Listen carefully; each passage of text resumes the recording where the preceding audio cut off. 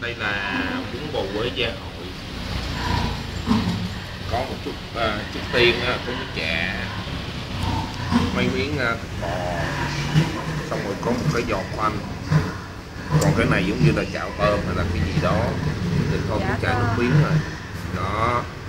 Xong bây giờ mình ăn là mình chỉ cần để một chút bắp chuối, rau cỏ, rau muống vô nữa, cảm ơn, trộn lên đều, xong mình lấy cái muỗng rơi thử miếng chả chút nha.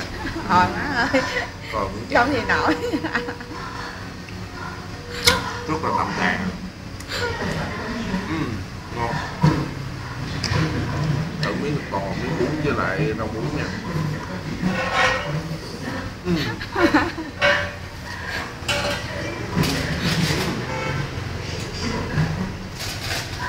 Ăn được,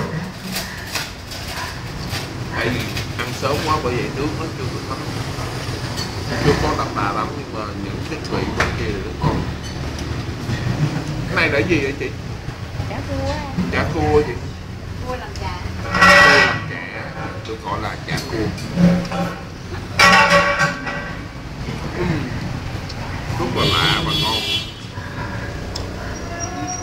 Thôi được rồi, để cho tôi ăn. Đúng rồi đó. Tôi hiểu em. Tắt đi, stop đi. Dạ, stop rồi đó. Chưa